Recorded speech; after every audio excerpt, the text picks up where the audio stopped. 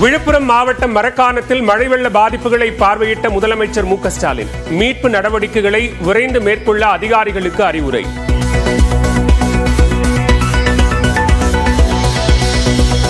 விழுப்புரம் மந்தவாய் புதுக்குப்பம் பகுதியில் நிவாரண முகாமில் தங்க வைக்கப்பட்டவர்களை சந்தித்து பேசினார் முதலமைச்சர். பாதிக்கப்பட்ட மக்களுக்கு நிவாரண உதவிகளை வழங்கினார்.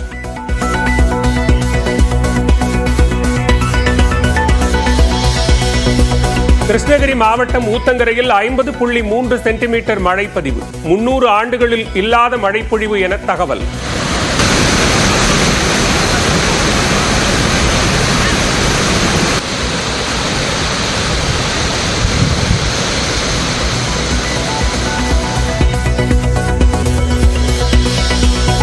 ஊத்தங்கரை பேருந்து நிலையம் அருகே திருப்பத்தூர் சேலம் தேசிய நெடுஞ்சாலையில் அடித்துச் செல்லப்பட்ட வாகனங்கள். தீயணைப்புத் துறையினர் உதவியுடன் மீட்பு.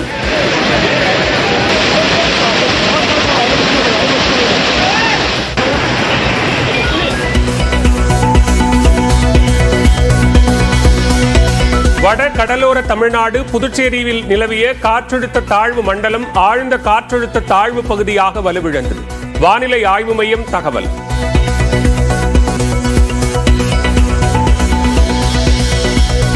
வட மாவட்டங்களில் படிப்படியாக மழை குறையும். தனியார் வானிலை ஆய்வாளர் ஸ்ரீகாந்த் தகவல்.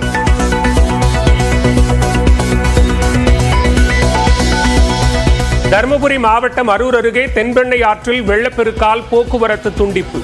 அரூர் சென்னை சாலையில் போக்குவரத்து நிறுத்தம்.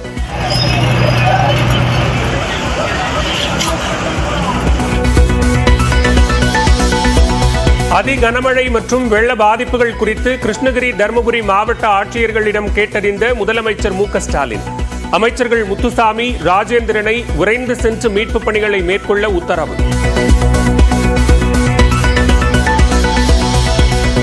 பெஞ்சல் புயலால் பெய்த அதி கனமழையால் நிரம்பி வழியும் சாத்தனூர் அணை.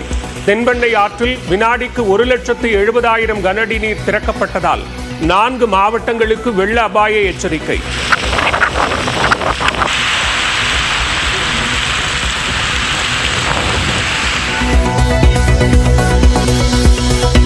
தென்பெண்ணை ஆற்று வெள்ளத்தால் கடலூரில் வீடுகளுக்குள் புகுந்த நீர். 500க்கும் மேற்பட்ட குடியிருப்புகளை நீர் சூழ்ந்ததால் மக்கள் பாதிப்பு.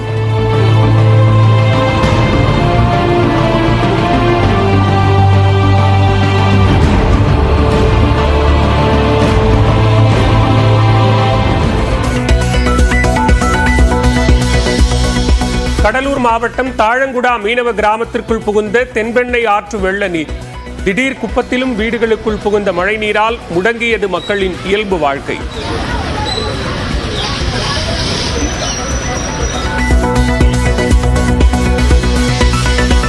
தென்பெண்ணை ஆற்று வெள்ளப்பெருக்கால் கடலூர் கரையோரம் உள்ள வீடுகளை சூழ்ந்த நீர். பெரிய கங்கனாங்குப்பம் பகுதி மக்கள் மீட்கப்பட்டு தனியார் மண்டபத்தில் தங்க வைப்பு.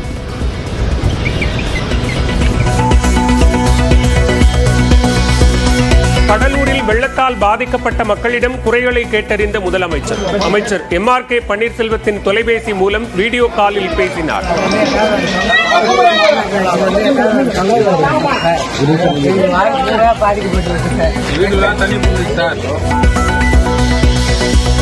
விழுப்புரம் மாவட்டம் செஞ்சியில் ஏரி நிரம்பி வீடுகளுக்குள் புகுந்த நீர். வஉசி நகர் பகுதி மக்கள் தவிப்பு.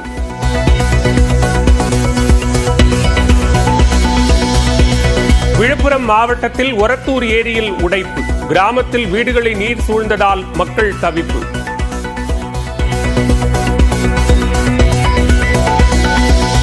சேலத்தில் கனமழையால் சின்னேரி வயக்காடு பகுதியில் வீடுகளுக்குள் புகுந்த மழைநீர். பாதிக்கப்பட்ட பகுதிகளில் மாநகராட்சி ஆணையர் ஆய்வு.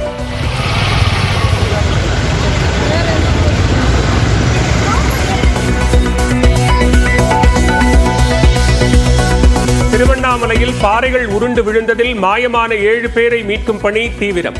பாறைகள் உருண்டு விழுந்த புதிய வீடியோ காட்சிகள் வெளியானது.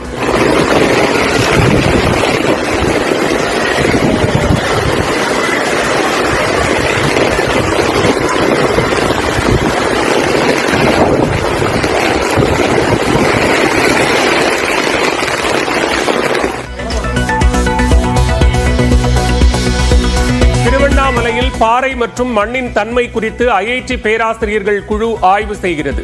மண் சரிவால் பாதிக்கப்பட்ட வீடுகளை பார்வையிட்ட அமைச்சர் ஏவவேலு நியூஸ் 18 தொலைக்காட்சிக்கு பிரத்யேக பேட்டி.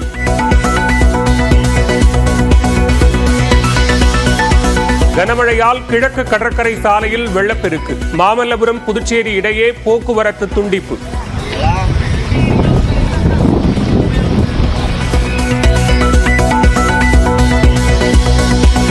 புதுச்சேரியில் மழை விட்ட நிலையில் வடியத் தொடங்கிய வெள்ளம். இயல்பு வாழ்க்கைக்கு திரும்பி வரும் மக்கள்.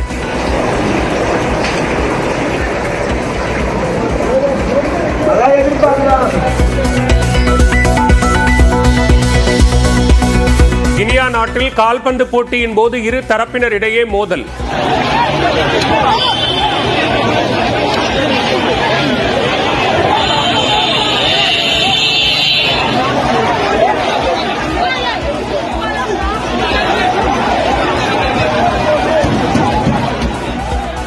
குழந்தைகள் உட்பட 100 பேர் கொல்லப்பட்ட கொடூரம்.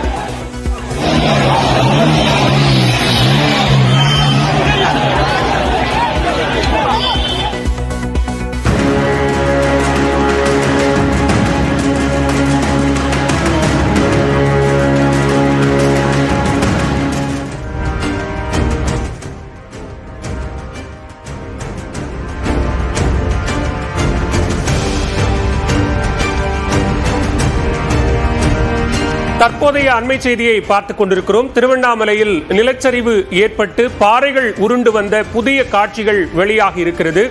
இதனை கண்டு மக்கள் அலறி அடித்திருக்கிறார்கள். அந்த காட்சிகளை தற்போது பார்க்கலாம். திருவண்ணாமலையில்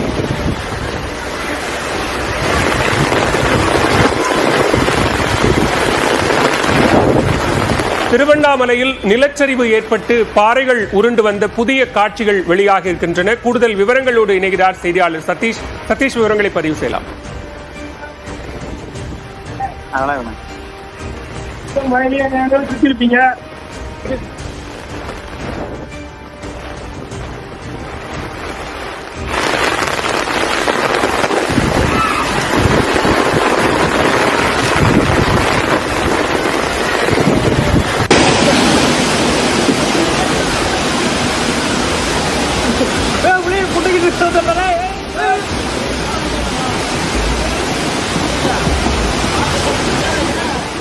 திருவண்ணாமலையில் தொடர் கனமழை காரணமாக நிலச்சரிவு ஏற்பட்டு வீடுகளுக்குள் பாதிப்பு ஏற்பட்டிருக்கிறது. 7 பேர் சிக்கியிருக்கக்கூடிய வீட்டிலிருந்து மீட்பு பணிகள் நடைபெற்று வரக்கூடிய நிலையில் இன்று மீண்டும் பாறைகள் உருண்டு வந்த புதிய காட்சிகள் வெளியாகி இருக்கிறது. அந்த காட்சிகளை தற்போது பார்க்கிறோம்.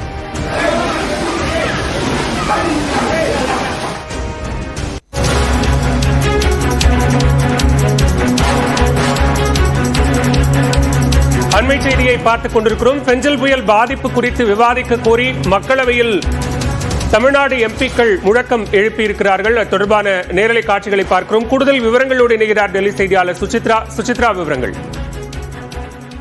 தமிழ்நாட்டில் பெஞ்சல் புயல் காரணமாக ஏற்பட்ட பாதிப்புகள் குறித்து விவாதம் நடத்துவதற்கான அவை ஒத்திவைப்பு தீர்மான நோட்டீஸ் என்பது மக்களவையில் திமுக மற்றும் காங்கிரஸ் எம்பிக்கள் சார்பாக இன்று வழங்கப்பட்டிருந்தது. மிக முக்கியமாக மத்திய அரசினுடைய குழுவை அனுப்பி அந்த பாதிப்புகளை ஆய்வு செய்வதற்கு அனுப்ப வேண்டும். அது மட்டுமல்லாமல் உடனடி நிவாரணமாக சுமார் 1000 கோடியை தமிழ்நாட்டிற்கு வழங்க வேண்டும் என்ற ஒரு கோரிக்கையை காங்கிரஸ் எம்பி விஜய் வசந்த் முன்வைத்து நோட்டீஸையும், அதே போல திமுகவுடைய மக்களவை அவைத்தலைவர் TR பாலு சார்பாகவும் 2 நோட்டீஸ்கள் இன்று வழங்கப்பட்டன. அந்த தீர்மான நோட்டீஸ்கள் மீது விவாதம் நடத்த வேண்டும் என்று அவர்களுடைய அலுவலர்கள் தொடங்கிய உடனே கோரிக்கை வைக்கப்பட்ட நிலையில் மீதான விவாதம் இருந்தது மறுக்கப்பட்டு மக்களவை சபாநாயகர் அதற்கு மறுப்பு தெரிவித்த நிலையில் கடும் அமளி என்பதும் மக்களவையில் ஏற்பட்டதன் காரணமாக தற்போது ஆட்சி வரைக்கு ஒத்திவைக்கப்பட்டுள்ள காங்கிரஸ், திமுக உள்ளிட்ட இந்தியா கூட்டணி கட்சிகள் சார்பாக தமிழ்நாடு வெள்ள பாதிப்புகள் மற்றும் வெள்ள நிவாரணம் மற்றும் புயல் பதிவுகள் குறித்து விரிவாக விவாதத்திற்கான கோரிக்கையை வலியுறுத்தி அந்த முழக்கங்கள் என்பதும் எழுப்பப்பட்ட நிலையில் அதன் காரணமாக தற்பொழுது அவையினுடைய நடவடிக்கைகளை 12 மணி வரை